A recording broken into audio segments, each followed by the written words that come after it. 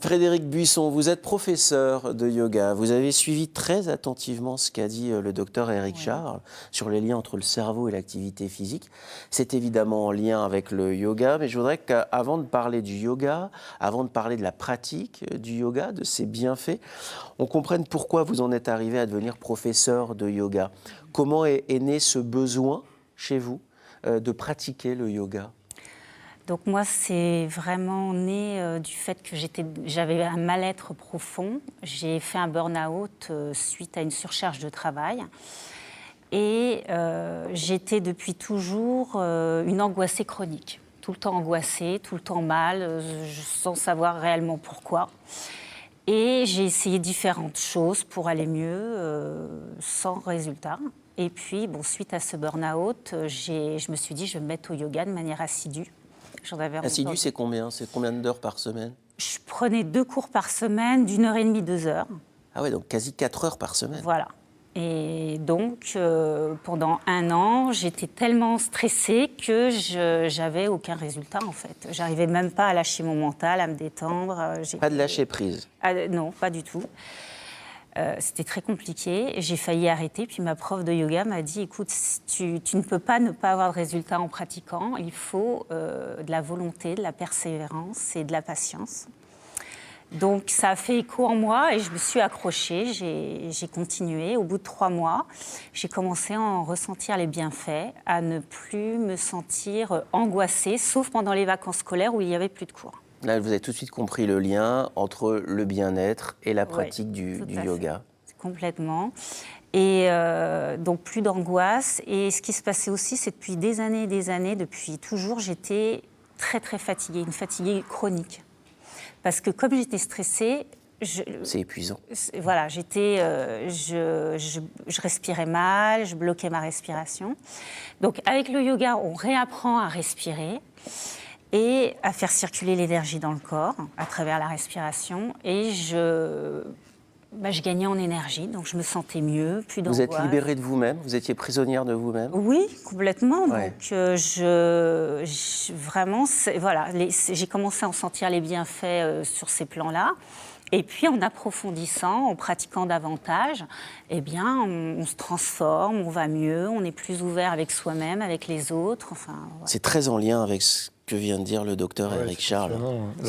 L'anxiété, c'est ce qui est très compliqué. Quand vous disiez la patience et la persévérance, ça c'est vraiment quelque chose de très important et de très difficile à faire quand on est anxieux. Et puis la respiration, c'est vraiment le lien entre toutes ces formes de psychothérapie corporelle, que ce soit la méditation, l'hypnose ou le yoga, qui vraiment se travaille beaucoup autour de la respiration et les bienfaits de la respiration. Le yoga, la respiration et puis la méditation. Alors à la maison, vous dites, ok, j'ai entendu parler du yoga, mais c'est quoi exactement? Regardez ce qui suit et puis on continue à en parler après. Spiritualité, sport et génuflexion, nous avons enquêté sur cette pratique venue d'Orient qui séduit de plus en plus de Français.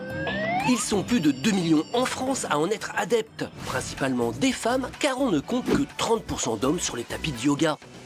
Mais au fait, le yoga, qu'est-ce que c'est? Ce terme vient du mot yuj, qui veut dire unir, en sanskrit, une ancienne langue indienne. Car cette discipline, née en Inde plus de 800 ans avant Jésus-Christ, a pour projet de relier votre cœur, votre corps et votre esprit. Ambitieux, me direz-vous? Eh bien, il faut l'être pour tenir la posture de l'angle latéral, du lotus ou encore de la charrue. Le yoga n'est pas qu'une pratique méditative, c'est aussi hyper sportif. Allez-y, respirez, méditez, tenez la position. Je vous ai prévenu, c'est sportif. Car pour tenir, il faut contracter tous les petits muscles du corps. On compte une dizaine de sortes de yoga différents. Et certains enseignants sont de véritables maîtres spirituels. Et oui, ce n'est pas qu'un loisir. À l'origine, c'est carrément une philosophie. En Inde, c'est très sérieux. Ils ont même un ministère pour s'en occuper. Le yoga aide à réduire le stress, l'anxiété ou encore à soigner la dépression. Même les grandes entreprises s'y mettent pour rendre leurs employés plus zen. Et si vous n'êtes pas encore adepte, respirez et remerciez-vous pour votre attention par un grand. la respiration. La respiration et puis les lieux de pratique. Je sais que vous aimez beaucoup la montagne, vous pratiquez le yoga à la montagne. Vous voyez le yoga comme une manière de se transformer, de se retrouver, mais de transformer aussi l'environnement qui nous entoure. Oui, complètement. C'est vrai qu'en pratiquant le yoga régulièrement, on n'est plus la même personne qu'avant de commencer la pratique. Comment vous expliquez ça? C'est un travail avec vous-même. Voilà, c'est un travail sur nous-mêmes à travers simplement la méditation, en fait. Le fait de, comme je vous disais tout à l'heure, le yoga, c'est vraiment, la définition, c'est la méditation, l'arrêt des perturbations du mental.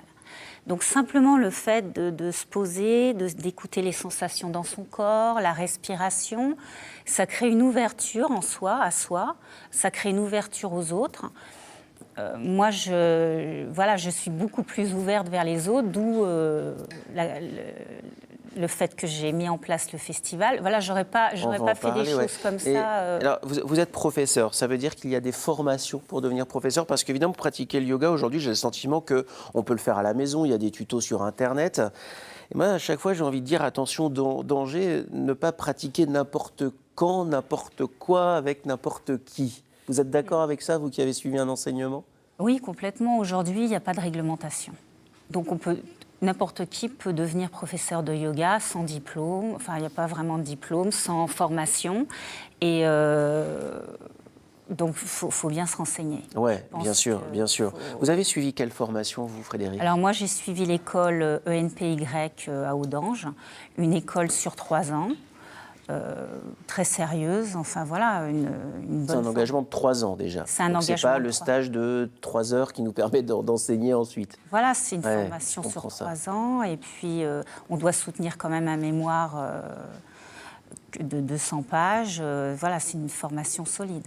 Quand on parle de yoga, la première chose quand on est un novice, comme moi je l'ai été avant de préparer cette émission, comme peut-être vous à la maison, on sait qu'il y a la respiration, la méditation, mais on a tout de suite en image des postures, le corps qui est utilisé. Le corps est un outil? Oui, le corps est un outil pour aller vers la méditation, pour lâcher les pensées automatiques, pour lâcher le mental.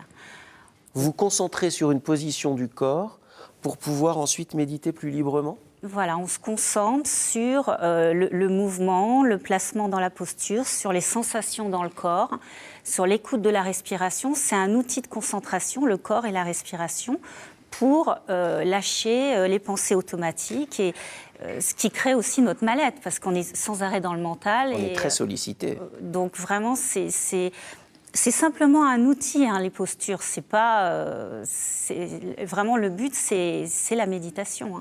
Et encore une fois, c'est en lien avec ce qu'expliquait le docteur Éric-Charles. Yannick, qui habite la Gironde, a une question pour vous. On l'écoute.